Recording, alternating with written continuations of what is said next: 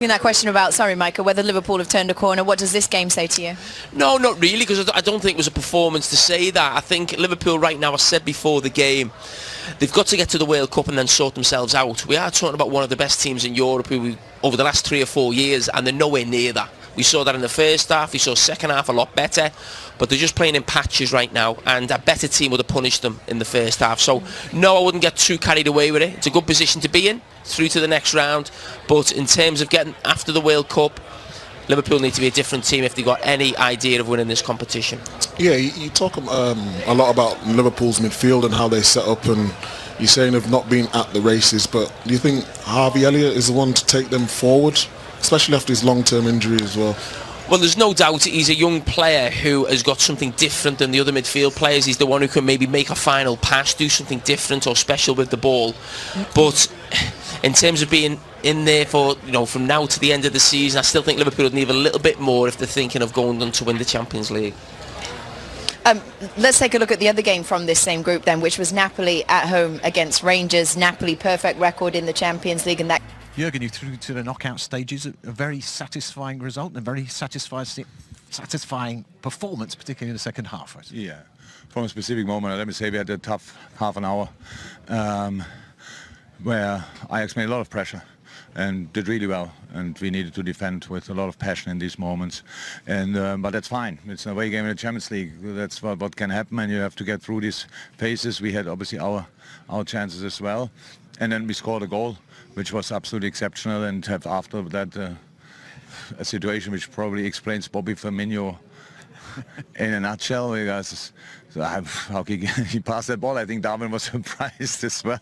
But it was a great situation. We could have scored there 2-0 before halftime, would have been great. But then second half, he really had a good start, scored 2 wonderful goals, and controlled the game from then on. But Nunez did make amends for it. It was a fantastic typical centre forwards finish. He was fighting off defenders. Yeah. It was a really good game. Both directions. They've helped defending. And was really played with a big heart today, and I like that a lot. And so hopefully we took him off early enough. But what were you thinking in that first 20, 30 minutes there? There must have been anxious moments there. No, it's set that's work. So we obviously changed system again a little bit. We had to. We thought it makes sense that it's rather diamond than a 4-3-3, so a bit closer with the thing. But it's new. Then again for the boys, and but we didn't want to have Darwin constantly on the wing. We wanted him more central, and that's why we set it up slightly differently. So, but it's normal then. They're a good football team. They're full of confidence always. When they face Ajax, is always full of confidence because they win all the league games, and poof, they think, okay, come on, let's play football. And then you have just to adjust, and that's what we did, and fine. Kind of performance that lift everyone, a reaction from the weekend? Yeah, no, we don't have to talk about it all the time, but it's clear. We are through the knockout stages, so I never will take that for granted. So it's a really big one, and yeah, really helpful as well for the club, important, for everybody important, and of course it gives a lift. But for tonight, 100%, we all feel great, exhausted but great, and now we have a few days' time to prepare for Leeds. Well done, thank you. Thank you very much. Sometimes I think that we expect so much from these clubs that we forget what an achievement it is just to get out of the group stages of the Champions League. Look at the teams who've fallen by the wayside this season. It's not easy. It's difficult. I mean, they're in a tough group as well, by the way. Ajax, the history that they're steeped in this competition, also with a really, really thriving and dynamic Napoli team as well. So it's a difficult group. But they've got through with a game to spare, and that's always good. You can then rest some players as well. But like you said, get to the Premier League at the weekend, it'll be a different story, different opposition, asking different questions of his team, and they've just got to find that rhythm and that consistency to gain momentum before the World Cup comes. Yeah, home games are important for them. That's what they've got next, and that does make a difference, I think, for Liverpool at the moment, doesn't it? Yeah, especially with Van Dijk in the team. I think he's unbeaten at home at Anfield in God knows how many games now. So yeah, at home they're a fortress, aren't they? So they're difficult to beat there, and for Klopp, that's the type of games that he's going to want to come to get that consistency back, and the fans. I think the fans really help this Liverpool team. Yeah, well, they'd love a home win in the league, wouldn't they? But let's talk about a man up front today, Darwin Nunez.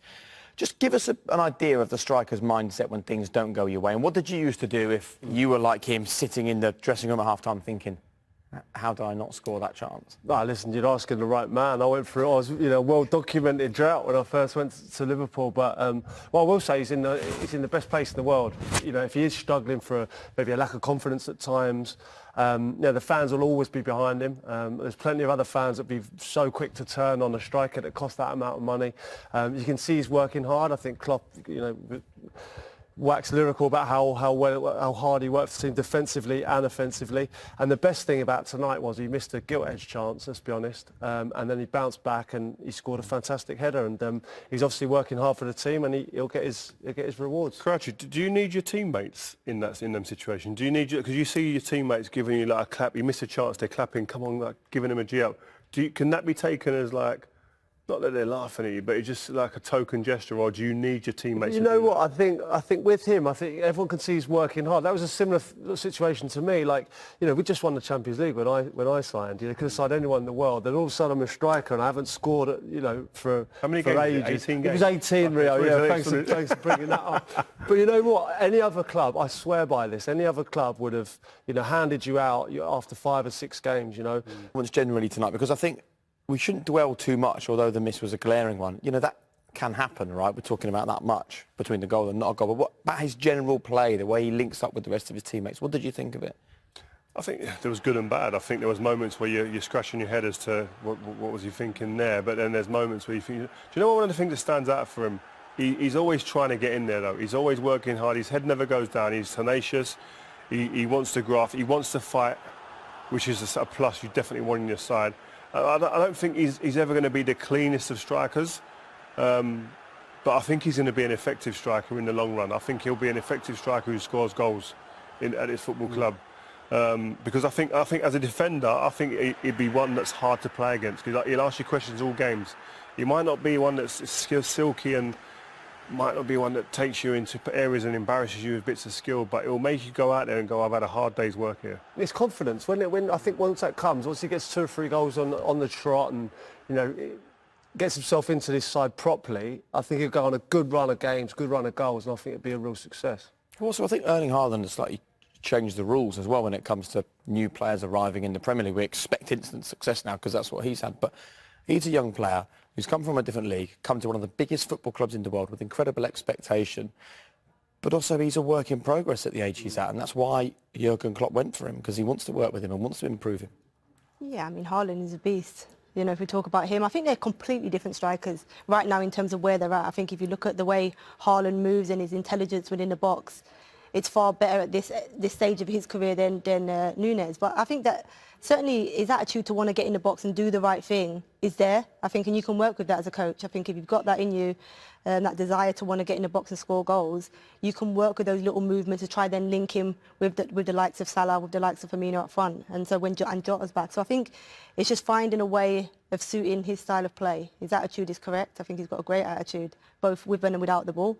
But now it's just about working with him a little bit, because you saw at times there his runs into the box, although getting there was just erratic and no really thought process in those movements inside the box. Yeah. Okay. Right, just a quick reminder.